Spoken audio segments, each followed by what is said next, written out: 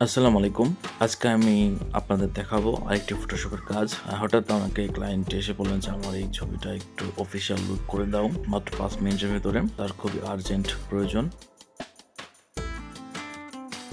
ছবি করছি, তার টাই বাদে একটু কোট শার্ট পরাতে হবে।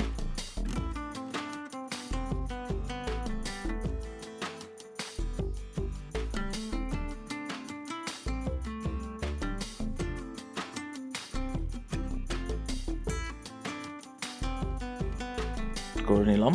নেওয়ার পর ছবি স্ন্যাপ করে আমি তার বডিতে ফিট করছি যে কিভাবে ফিট করা যায়।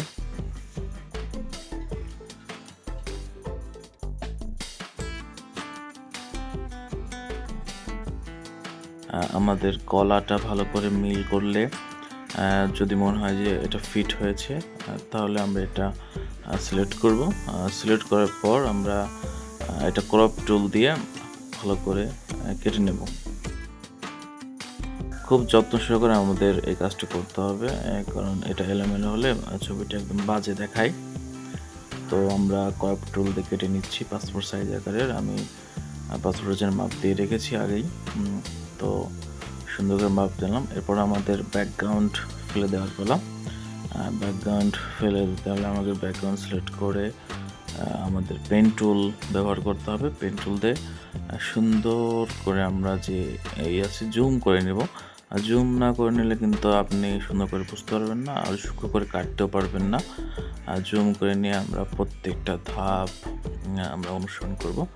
অনুসরণ করে আমরা সুন্দর করে কাটবো, যাতে আমাদের এই ছবিটি যে অন্য আউটডোরে করা এবং আমরা এটি রেডি করছি ফটোশপ, সেটা যেন না বোঝা যায়।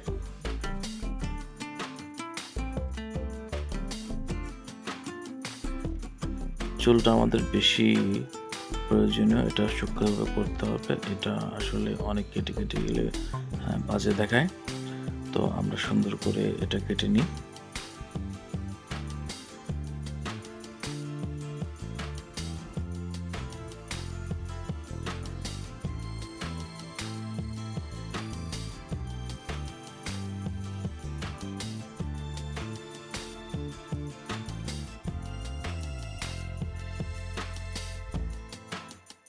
আমাদের পেন টুলের কাজ হয়ে গেলে আমরা এটা সিলেকশন করব।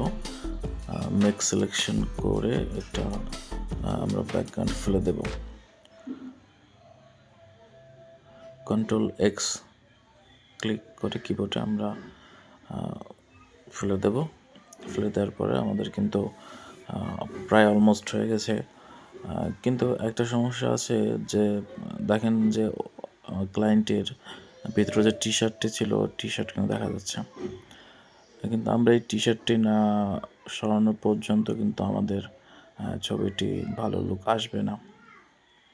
তো আমরা এটা সরানোর জন্য আমরা ব্রাশ টুল ইউজ করব। ব্রাশ টুল নিয়ে তার যে কালারটি আছে ওই কালারটি আমরা সিলেক্ট করব। সিলেক্ট করে এরপর আমরা ওইখানে একটু মার্ক করে দেব। ইনশাল্লাহ মার্ক করে দিলে ছবিটির লুক চেঞ্জ হয়ে যাবে। চেঞ্জ হয়ে যাওয়ার পরেই আমাদের ছবিটি পারফেক্ট হয়ে যাবে।